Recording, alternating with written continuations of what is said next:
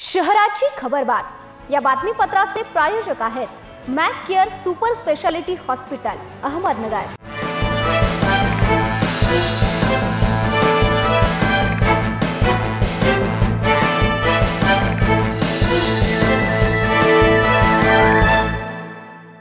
नमस्कार, मी मानसी न्यूज 24 सह्याद्रीमध्ये तुमचं स्वागत। पाहूयात नगर शहरातील महत्त्वपूर्ण बातम्यांचा आढावा शहराची खबरबातमध्ये। आयुक्त यशवंत डांगे यांनी पदभार स्वीकारल्यानंतर भल्या सकाळीच कचरा संकलन यंत्रणेची पाहणी करून सफाई कामगार व स्वच्छता निरीक्षक यांच्या कामाचा आढावा घेतला। कायनेटिक चौकातील गार्बेज कलेक्शन सेंटर अन्यत्र हलवणार याबाबत त्यांनी सांगितले। तसेच शहर स्वच्छ राहावे यासाठी रात्रपाळी सुरू करण्याचे घंटागाड्या चालकांना आदेश देण्यात आले आहे। अहमदनगर महापालिकेत उपायुक्तपदी कार्यरत असताना स्वच्छ सर्वेक्षण अभियानात मनपाला नामांकन मिळवून देणाऱ्या यशवंत डांगे यांनी नगर शहरातील कचरा संकलन यंत्रणेची पाहणी केली। साफसफाई करणारे कामगार, कचरा संकलन करणाऱ्या घंटागाड्यांवरील चालक व स्वच्छता निरीक्षक यांचा त्यांनी कामाचा आढावा घेतला। राज्यातील रिक्षा, टॅक्सी, मालवाहतूक वाहन चालकांनी आपल्या वाहनाचा परवाना शुल्क वेळेत न भरल्यास त्यांनी प्रतिदिन 50 रुपयांचा दंड लावण्यात येत होता। तो मागे घ्यावा अशी रिक्षा चालकांची मागणी होती। याच पार्श्वभूमीवर नगर शहराचे आमदार संग्राम जगताप यांनी उपमुख्यमंत्री अजित पवार यांच्याकडे रिक्षा चालकांचा प्रश्न मांडला होता।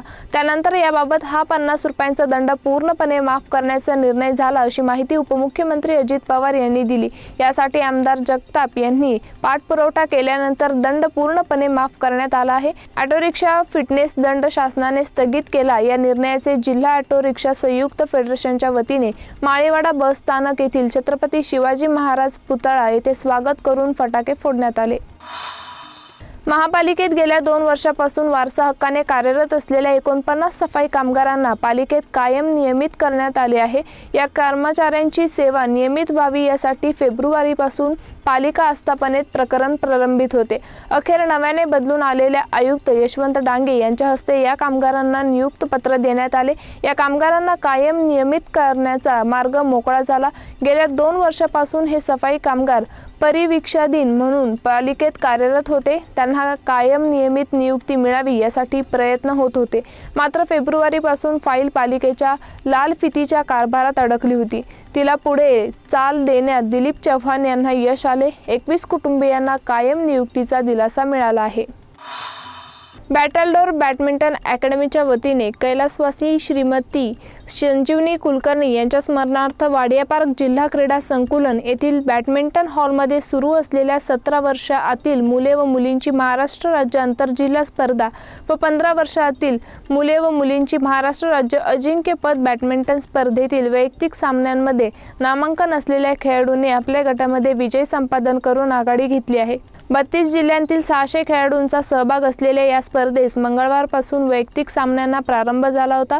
काल स्पर्धेतील वैयक्तिक अंतिम सामने पार पडले। नगर शहरापासून भिंगारकडे जाणारा रस्ता अतिशय खराब झाला असून या रस्त्यावर मोठमोठे खड्डे पडले असून पावसाळ्यात त्यात साचलेल्या पाण्यामुळे रस्त्यावरून ये-जा करणाऱ्या नागरिकांसह शाळेतील विद्यार्थ्यांचेही जीव धोक्यात आले आहे।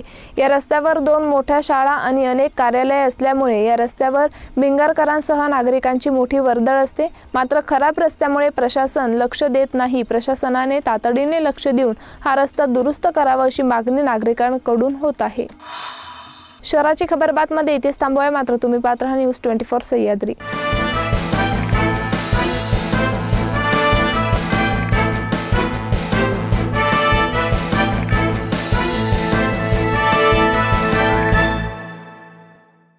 शहराची खबरबात या बातमीपत्राचे प्रायोजक होते Mac care super speciality hospital Ahmednagar.